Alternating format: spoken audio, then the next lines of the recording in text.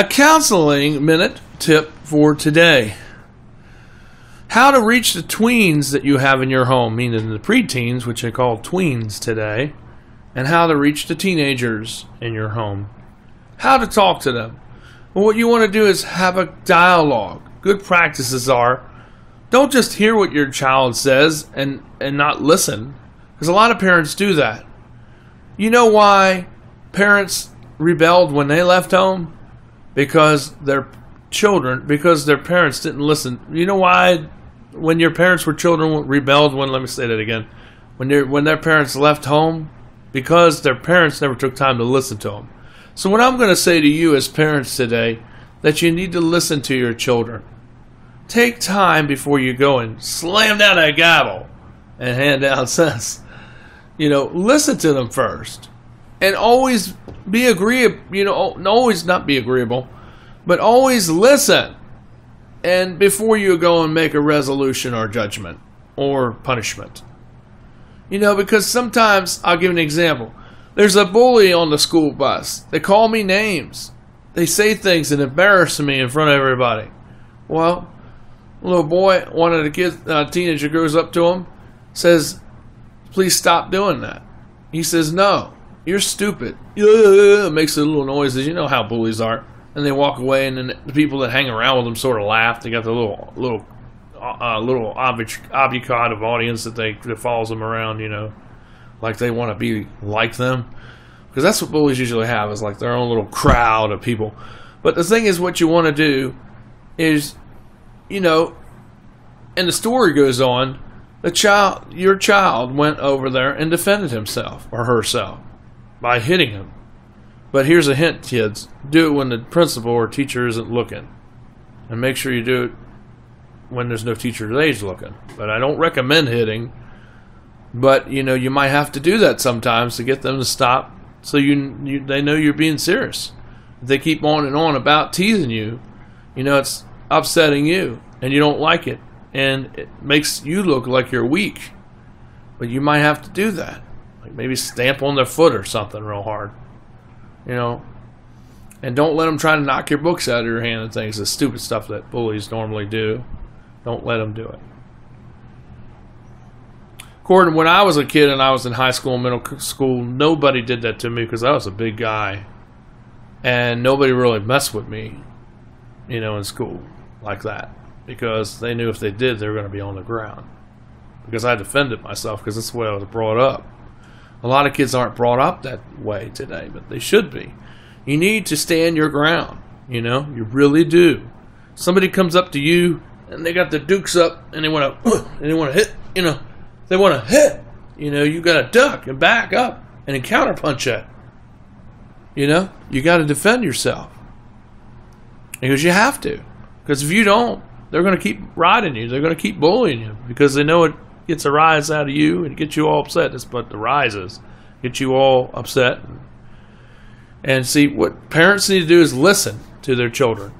So the reason why you parents, when you left home, you rebelled, and why your kids are likely to rebel, which is a very high number if you're like this, where you don't listen to your kids, you just act on what you know from what your parents did with you, which isn't always the best advice, by the way, unless they did it this way, where they actually listened to the children. Because sometimes, even though there was a bully scenario like I just gave, it was wrong for him to hit the child, but it was good that he or she defended themselves. And that way the bully more likely won't mess with them again in the near future. So there's something we learned here today. Always listen to your child before you give them, ground them or punish them. And always let them talk their thoughts clearly through first before you go and hand out sentence or punishment. It's so important because a lot of times parents make that mistake where they don't even listen. They hear, but they're not really listening. They're not really engaged because they don't want to take time. They don't want to listen because they got things they want to do, and so they just punish the child and say, "You're grounded for a month. That's it. All right, go get your TV, your computer, your internet cable and all that, and bring it to us." Instead of listening. But that's what parents do, and that's the wrong way to be. If you want to have a dialogue with your child, you want to have that dialogue now when they're younger, like preteen and even before. Because when they get to be teenagers, they're a little more harder to deal with because they're going through so many things, you know. Kids have hormones, you know, they're changing every day. And they're growing every day. So that's why there's so many things going on. It's not a horrible thing that, you know, because we all were teenagers at one time. But the thing is, you know how it was back then when you remember as a parent.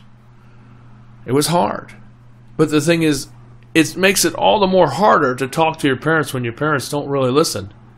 Kids tend not to talk to their parents. Instead of going to their parents, which is the best source to go to, they end up going to somebody else in their class, which is going to give them the wrong advice, and they're going to be in a whole lot of trouble. So if you want to have your child to talk to you, you need to work on having what is called an open dialogue. And that's where you listen more before you react. And that's where you are slow to pass judgment. Because you know they might be right in some of their arguments where they shouldn't be punished. But in other arguments, they still may have to be punished even though they did the right thing. So, you know, you just have to use that as your way of looking at things. And, you know, take away things they like. You know, like say if you have a TV, take that away. Take away the computer. Take away their car. Take away going over to their friend's house. You know, all these things. You know, and if you want to know, there's ways to keep track of your teenager with chips. You can put them in their clothes, in their shoes, and they won't even know there's a chip in there. And you can know where they are without them even knowing. Because they're not going to look in their clothes to see where it is. And they might now, but they're not going to be able to know if you do it right. Even if they know this now on YouTube.